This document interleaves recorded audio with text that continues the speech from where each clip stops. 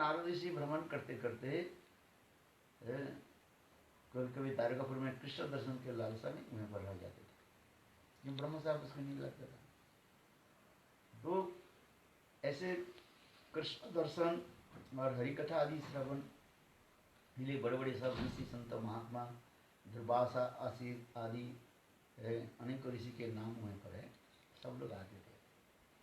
तो संत महात्मा एक दिन कई पेड़ के नीचे है दरगाहपुर में, एक वृक्ष के नीचे, सुंदर बड़ वृक्ष के छाया के नीचे बैठ कर के वो लोग कुछ हरि कथा चर्चा कर रहे थे। बड़े बड़े सब संत महात्मा और ब्रह्म तत्वविद ऐसे संत महात्मा सब बैठ करके कुछ भगवत तत्व चर्चा कर रहे थे। और निकट में कुछ ही दूर एक कृष्ण के जो पुत्र पौत्र आदि जो है, छोटे छोटे बच्चे जो है खेल कूद कर रहे थे। तो भगवान की ऐसी की लीला हुई, तो छोटे छोटे बच्चा खेल कूद करते करते एक बच्चा बोले, देखो ये संत महात्मा की अच्छा है कि कमी है उसमें, कुछ नकली है? कहते हैं ना, कोई सोचता है ये संत महात्मा अच्छी है कि नकली है, तो कोई उनके क्यूरियोसिटी जगते, कौतुक जगते। तो ऐसे छोटे छोटे बच्चे जो विचार करने, अच्छा देखते हैं ये संत महात्मा त्रिकालज्ञ है कि नहीं, जानने वाला है कि नहीं, मंत्र फंत्र इनके पास है कि नहीं, जानते हैं कि नहीं, वाक सिद्धि है कि नहीं। संत की तो पहचान होती है, उसके वाक सिद्धि हो जाता है, ये बोल देता है वो होता ही वाक सिद्धि कर ले, बाद में सिद्धि कर ले, वाक सिद्धि है। तो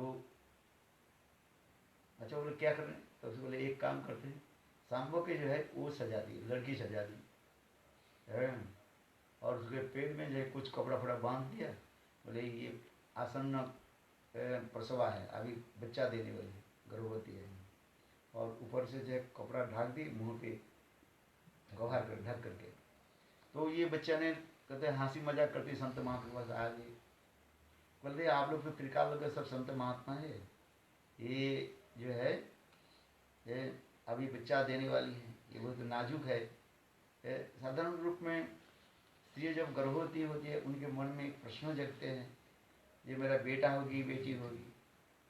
ये साधारण रूप में समस्त गर्भवती स्त्रियों में जो है बहुत ये रहता है, क्यूरियोसिटी जगता है। तो ये तो सब बच्चा कहने लगे, देखो अभी गर्भवती है, शीघ्र बच्चा देने वाली है, तो आप तो त्रिकालज्ञ ऋषि है, तो आप बताइए ये लड़का और लड़की जन्म देगी। उस समय दुर्वासा ऋषि उसमें था, जो भी नाम नहीं है, टीकाकार कहता है दुर्वासा महाकुरु।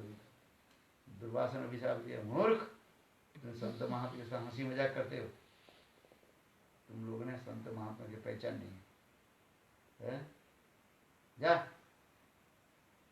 इसके पेट में जो है मुसूल निकलेगा, और इस मुसूल से तेरा सारे जोधु वंश ध्वंस हो जाए। वही साफ दे दिया। मुसूल जानते किसे कहते हैं? आयरन बोल होता है ना, ढेकी, पहले ढेकी था, ढेकी जानते हो, ये ऐसे ऐसे करके ये करता था, उसमें चावल का धान के कूटते थे, मैंने देखा ढेकी है। पहले जो है चावल और गेहूं के जो है कूटने के लिए ऐसे लकड़ी, बड़ा एक लकड़ी होता है, और लकड़ी के जो है उसमें ऐसे करते कूटते थे, और उसके अंदर इसमें एक लोहे के जो है वो ये बना देते थे, वही लोहे जब ठक ठक करके कूटता था, उसके कहा जाता है मुसूल कहा जाता है, लोग जानते नहीं मुसूल किसे कहा जाता है। तो ऋषि ने अभिशाप दे दिया दुर्वासा ने, जब इसके पेट से मुसूल निकलेगा और इसी मुसूल से तेरा जुदवंश ध्वंस हो जाएगा। जब अभिशाप दे दिया सब बच्चा डर गए, डर गए तो क्या करेंगे, जल्दी जल्दी वो लोग सब कपड़ा खोला, देखा भाई एक तो सदबुद एक मुसूल निकला, आयरन बोल नहीं होता, आयरन का वो क्या बोले, कलाकृति होता है ना ऐसे।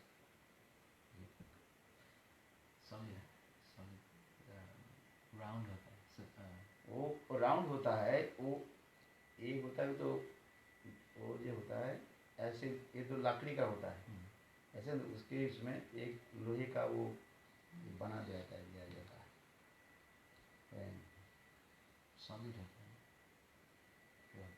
अंदर नहीं, वो खुला, वो लोहे के वो इसके ऊपर रहता है, लगे कवर रहता है वैसे से ढक ढक उसको कुर्ता रहता है, वो भारी भी होता है लोहे में। चलो अब देखे नहीं ना इसलिए आजकल तो ठीक इतना है ही। अच्छा चलो, तो फिर क्या कि बच्चे सचमुच दिखाते एक लोहे के टुकड़ा मिला मुसुल, तो बालक लोग सब उग्रसेन के पूछा, कृष्ण के नहीं पूछा। हो सकता है कृष्ण उस समय कहीं गए थे कि कहीं घूमने से, जैसे हो वो लोग उग्रसेन के पूछा, या भी इसको क्या करें, इसके तरह ऋषि तो हिसाब दे दिया और इस मुसुल से हमारे जुलूम से ध्वंस हो जाए। उग्रसेन ने कहा एक काम करो, ना रहे बांस ना बजे बांसुरी, ये जो मुसुल जो है लोहे के टुकड़ा जो है, इसको एक काम करो, समुद्र के तट पर पत्थर के ऊपर घिसो, पत्थर के ऊपर घिसो, घिसने से वो लोहा खाए हो जाएगा मस्त हो। वो लोग सब यादव लोग ने क्या करने लगे, समुद्र के तट पर जा करके वो लोहे के घिसने लगे, पत्थर के ऊपर घिसते तो सब चल हो गए, और इतने छोटे से टुकड़े बांचा, थोड़ा सा हाथ में 2 उंगली में पकड़ जाते, अब देखते तो 2 उंगली में से और तो पकड़ नहीं पाया। तो उसको ने किया कि यादव लोगों ने कि नाव में बैठ करके वो छोटे टुकड़े बहुत दूर समुद्र के बीच में फेंक दिए है, और एक मछली खा ली है। और जो लोहे के जो घिसा था पत्थर के ऊपर, और उसी की जो लोहे के छोटे छोटे जो ये होता है, क्या रेन होता है, डस्ट होता है, उससे जो है वो ये बन गया, क्या बोले, सरखंडा बन गया। सरखंडा जानते हो, सरखंडा होता है एक प्रकार वो बैम्बू स्टिक जैसे होता है, इसी सरखंड, ये सब तो सरखंडा है। और वो जो बाहर जो हरी हरी दिखाई पड़ते हैं ना, लंबा लंबा जो है, ये एक प्रकार सरखंडा के कास्ट है। रीड, ये क्या बोलते हैं, रीड, क्या बोलते हैं, रीड्स, मुझे पता नहीं पता है, ये देखा ना जो हरी हरी जो किनारे, पानी के किनारे होते हैं ना, इसे क्या बोलते हैं, एक प्रकार सरखंडा, ऐसे ऐसे सब बन गया सरखंडा के पूरा बन गया। और उधर में मछली खा ली है, जो टुकड़ा बना था मछली खा ली, वो टुकड़ा के जो है एक मछुआरा जो है, मछुआरा मैंने फिशरमैन, तो मछुआरा ने ये मछली को पकड़ा, मछली के जब पकड़े, मछली के पेट से जो है वो निकला, वो लोहे के टुकड़ा निकले, वो वैद उसको प्राप्ति कर, वैद को दे दिया, वैद मैंने शिकारी को, अंटा मछली, मछुआरा जो फिशरमैन जो है वो उसको पकड़ा, मछली को पकड़ा, वो मछली को जो है वो शिकारी को दे दिया, शिकारी जो घर में गई काटा, पेट से जो है वो लोहे के टुकड़ा मिला, तो वो विचार करेंगे ये लोहे के टुकड़े के जो है मैं हिरण शिकार आदि करेंगे, उसे तीर के अग्रभाग लगा देंगे। तो इधर के अभी जो समुद्र के तट पर जो सरखंडा हो गया, फिर छोटे छोटे जो लुक लाइक बम्बू स्टिक, ये सब देखना ऐसे होती। तो एक दिन ये समस्त यादव लोग जो है कुछ ये पान कर लिया, सोमरस पान किया था, तो सोमरस पान करते करते फिर अपने आपस में बातचीत होने लगी, कुछ बातचीत करते करते उल्टी सीधी बात होने लगे, तो एक दूसरे से बिगड़ गए और एक दूसरे को मारपीट शुरू कर दिया। बात में उल्टी सीधी बात करते हैं ना कभी, बोले भगवान की यही लीला है, तो बात करते करते फिर दोनों की मारपीट शुरू हो गया। तो फिर उन्होंने की वो समस्त यादव लोग वही सरखंडा को उठा करके है, एक दूसरे से मारने लगे, सब मर गए, सारे जादू लोग ध्वंस हो गए। तो भगवान कृष्ण तो सर्वंतर्यामी है, या अब ये मेरा लीला तो समाप्त करना है, और समस्त केवल दार्दवासी के लेकर के नित्य धाम में ले जाना है। तो भगवान ने, कृष्ण ने एक स्वरूप में तो उनको लेकर चली गई, एक स्वरूप में भगवान ही रहे। रह करके भगवान देखा तो लोक रीति के अनुसार देखा तो सब जादव मर गए, विध्वंस ध्वंस हो गए सब, है। तो भगवान बेकंबुल कर रहा है, क्या करें।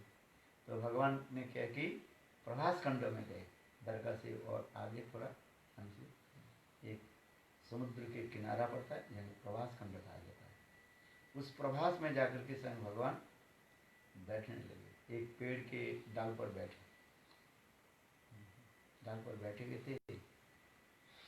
और उस समय उद्धव भगवान के पास पहुंचे, सब तो जदुकुल चले गए, 2-4 बैग बचे हुए थे, उद्धव आदि जैसे इसे। तो भगवान उद्धव के कहने लगे, उद्धव देखो अभी शायद जदुकुल तो चला ही गया हमारा, मुझे भी नित्य धाम में जाना है, और ये द्वारकापुरी भी पानी के अंदर में डूब जाएगा, मेरी जुगमया की इच्छा से, मेरी इच्छा से जुगमया ये द्वारकापुरी को भी डुबा देंगे, हमारी लीला समाप्त हो गई। तुम जो है चले जाओ इसमें विदुर और मैत्री से मिलना। यहाँ पर श्रीमद् भागवत में विदुर मैत्री संवाद है, विदुर उद्धव संवाद है, विदुर और मैत्री दोनों के साथ मिलना। वो लोग मेरे लिए अपेक्षा कर रहे हैं, तो उन लोग के मेरे समाचार भी देना। विशेष करके विदुर और मैत्री ऋषि, ये दोनों मेरे परम भक्त है। तो ऐसे करके भगवान ने उद्धव को भेजने लगे। तो उद्धव भगवान के साथ जान करके, प्रभु आप चले जाओ, आपके साथ मैं जाता हूँ। भगवान करे नहीं, उद्धव तुम यहाँ पर आकर के कथा को, मेरी कथा को जो है जगत में प्रचार करो, ये मेरा इच्छा है। और विशेष करके विदुर मैत्री आदि इस समस्त मेरे परम भक्त जो है मेरे लिए बहुत अपेक्षा कर रहे हैं, मेरे समाचार प्राप्ति करने के लिए, इसलिए तुम उनके जा कर के उनके विरह की जो है उपमोदन करो, माने शांत करो, तो ऐसे करें। तो उस समय स्वयं भगवान उद्धव के कुछ उपदेश दिया था। ये एकादश स्कंध में जितनी कथा है, कृष्ण उद्धव संवाद कहा जाता है इसको, कृष्ण उद्धव संवाद। तो उस समय जो है स्वयं भगवान उद्धव की सारी वर्णाश्रम धर्म आदि लेकर के सारी कथा को श्रवण कराया। एकादश स्कंध जो है अतीव सुंदर ग्रंथ ही है, चैप्टर ये है, केवल स्कंध है, उसके पढ़ना चाहिए। श्रीमद् भागवत ने संबंध अविद्या प्रयोजन तत्व कहा है, प्रयोजन तत्व तो 10वें स्कंध लिखा गया। ये संबंध ज्ञान की कथा जो है प्रथम स्कंद से लेकर के बाकी जो है 9वां स्कंद, ये होता है संबंध ज्ञान का। एकादश स्कंद जो है इसे कहा जाता है अभिजय तत्व कहा गया है, भगवत प्राप्ति के उपाय कैसे हो। तो उस समय स्वयं भगवान उद्धव के बहुत सुंदर सुंदर उपदेश दिया, भक्ति के बारे में, वर्णाश्रम धर्म के बारे में, जीव की वास्तव रूप में स्वरूप की पहचान कैसे हो, कैसे भगवान की सेवा आदि करे, इसमें बहुत कथा सुंदर बना एकादश स्कंध। हमारे भक्ति प्रज्ञान केशव गोस्वामी महाराज जहाँ पर भागवत पाठ करते थे, केवल एकादश स्कंध ही पाठ करते थे, क्योंकि एकादश स्कंध जो है साधक के लिए अतीव जरूरी है। श्रीमद् भागवत लीला कथा का श्रवण ठीक है, एकादश स्कंध उसमें समन केवल वो अविद्या तत्व भी बताया, भक्ति तत्व में बताया। उसमें यही श्लोक आ रहे हैं, जिस उद्धव ने जो प्रश्न पूछा, ये संसार से जीव कैसे भजन करके आप तो कैसे प्राप्ति करेंगे? क्योंकि इस संसार में जीव रहते माया मोह में बहुत फंसे रहते हैं। यहाँ तो भी लिखा है एक मुक्त पुरुष भी संसार में रहे, मुक्त रूपी पुनः बंधनम। मुक्त पुरुष इस संसार में रहने पर भी पुनः वो माया के द्वारा वो बंध जाएगा। बोले माया इतने प्रबल, मुक्त पुरुष भी पुनः वो बंध हो जाता है, बंधन हो जाता है। तो इसलिए उद्धव ने कहा, भगवान को कहा, ये संसार से मुक्ति कैसे प्राप्ति हो, इसके बारे में भगवान ने बहुत सुंदर सुंदर कथा बताया। तो उसमें चरम मुक्ति के बारे में बताया, जी मुझे प्राप्ति कैसे हो, मैं भगवान की प्राप्ति कैसे हो, उसके बारे में यही कहा, मर्तो जदातक्त समस्त कर्म निवेदित आत्मा बीज कीर्षित में। इस संसार में जीव भ्रमण करते करते कैसे भ्रमण करते, अपने कर्म के अनुसार, कर्म के अनुसार इस संसार में जीव भ्रमण करते रहता है, अच्छी बुरी कर्म आदि करते रहते, भ्रमण करते मर्तो जदातक्त। किंतु जिस जन्म में जीव सदगुरु और वैष्णव की सानिध्य प्राप्त कर लेते हैं और उसे भजन करना सीखो और मुझे संपूर्ण रूप में वो अर्पित कर देते हैं, भगवान करे महत्व जदा तक तो समस्त कर्म निवेदित आत्मा, समस्त कर्म की मुझे वो त्याग देते हैं। क्योंकि जब तक हम भगवान में संपूर्ण रूप से अपने को समर्पित नहीं करें तो वो प्राप्त नहीं करें। महत्व जदा तक तो समस्त कर्म निवेदित आत्मा, तो भगवान जो अर्पित कर देता है तब उसके समस्त कर्मों से वो छुटकारा प्राप्त है, मैंने कर्म की फल उसको भोगना नहीं पड़ता है, कर्म की फल उसे भोगना नहीं पड़ता।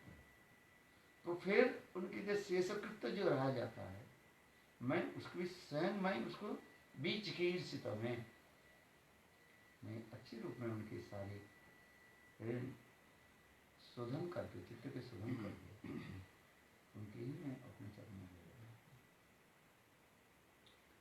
इसलिए भगवान में समर्पित होना ये विशेष जरूरी है। कब होता है? जब हमारे हृदय में कोई वासना नहीं रहता। ये हृदय में जो वासना रहेगा तो एक बार संसार में आना पड़ेगा। तो कीर्तन के आर कवि निताई चंदेर करुणा मिली संसार वासना मोर कभी तुच्छ, संसार वासना मोर कब तुच्छ नष्ट हो जाए। जीव संसार में भ्रमण करते किस लिए? संसार की वासना।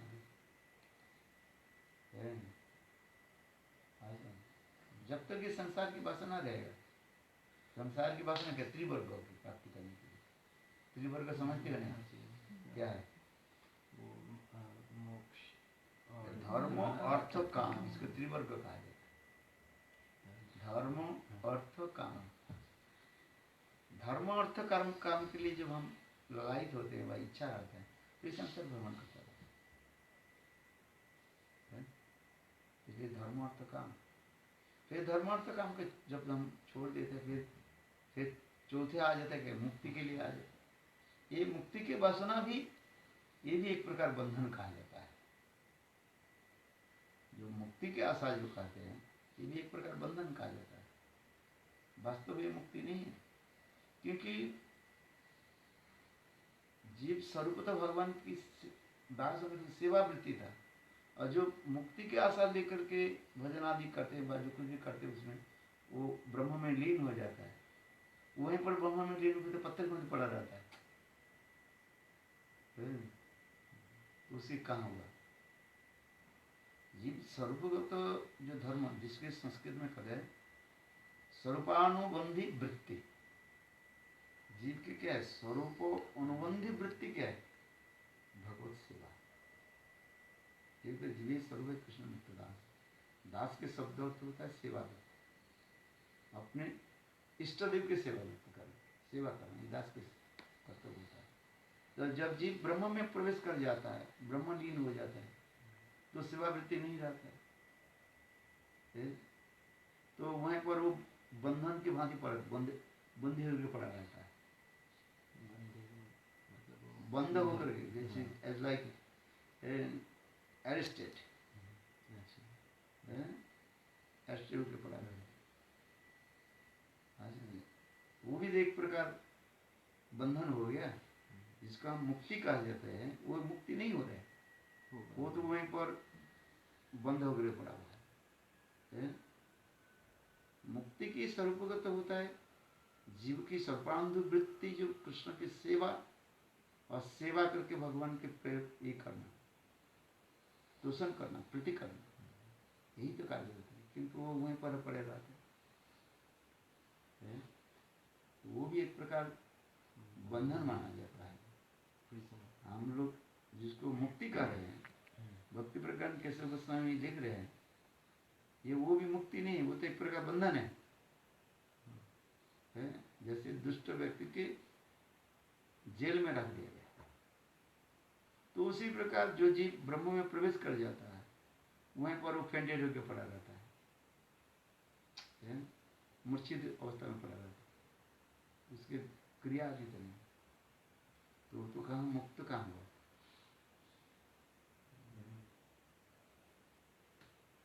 इसलिए क्या मुक्ति की वास्तव डेफिनेशन क्या है? मुक्ति जौनता रूपम स्वस्वरूपी न व्यवस्थित मुक्ति, समस्त प्रकार के बंधन से मुक्त करके अपने स्वरूप की अनुभूति करके, जो साक्षात रूप में अपने इष्ट देव राधा गोविंद की सेवा ही मुक्ति का। इसलिए मुक्ति जौनता रूपम स्वस्वरूपी न व्यवस्थिति, स्वस्वरूपी न अपने स्वरूप के अनुसार गोविंद की सेवा आदि, रसमाधुर्य सेवा आदि, उसी कहा जाता है वास्तव रूप में मुक्ति का है। अच्छा, हरिनाम कर दो।